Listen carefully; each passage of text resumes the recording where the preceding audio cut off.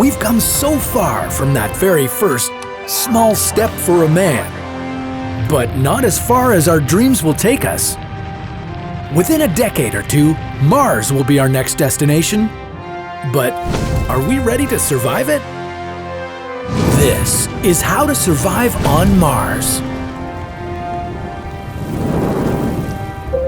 This red planet is our neighbor in the solar system, but it has none of the components that make life possible here on Earth. It's full of radiation and too cold for liquid water. It has an atmosphere we can't breathe and soil that we can't grow anything in. Its gusts of wind come close to what we classify as hurricanes here on Earth, and now we want to make it our new home. How can you prepare yourself for this mission? What should you bring with you? And what's your best strategy for coming back alive? I honestly doubt Matt Damon could have survived being stuck on Mars all by himself, but luckily for you, we've put together a list of 5 tips that will help you to get through it. Number 1, come prepared. Before you can even board the spaceship, NASA will be testing and training you for months. And I'm not just talking about your physical strengths. Your mental health is just as important.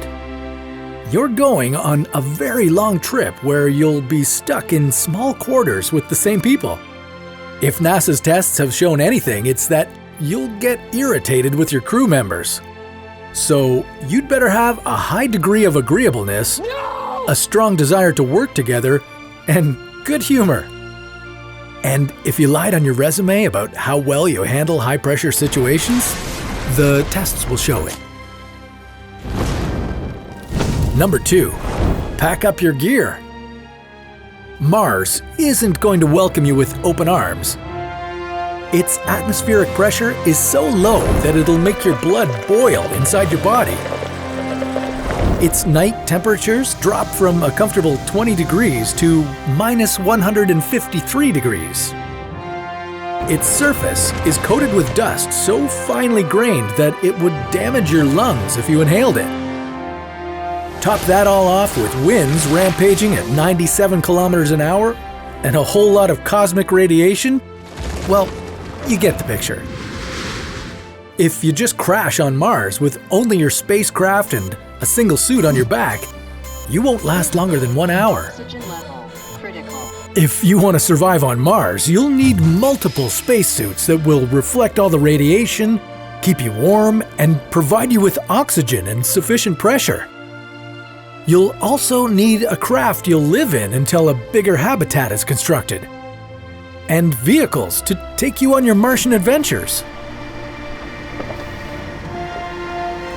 Number 3, bring your food. The soil on Mars is a very fine, powder-like dust covering the basalt rock.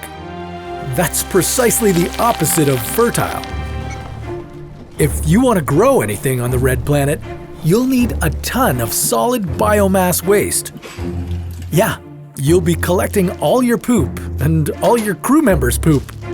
And then you'll plant potatoes or whatever it is you want to grow in that mass of poop. You could eventually start growing some lettuce, garlic, and even potatoes, but you'd better stock up with supplies before you go on the mission. And make sure those supplies will last you for at least a year. That's how long it takes for another crew to arrive to Mars. Number 4, don't forget about water. Mars is too cold to have liquid water. Instead, it has its water frozen as the polar ice caps. Of course, you can't bring a year-long supply of water with you all the way to Mars, but here's what you can do.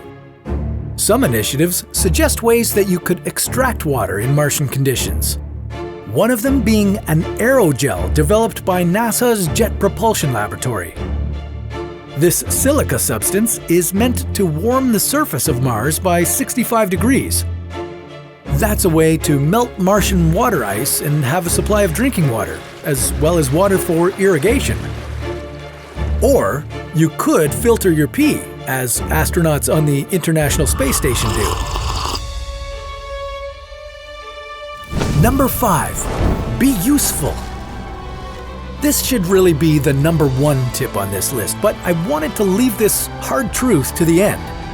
You can't go to Mars simply because you won some contest or paid big bucks to join the crew. You'll have to be a trained astronaut with at least 1 master's degree in engineering, biological or physical science, computer science, or mathematics. You could have a master's in botany, but you can't be a tourist.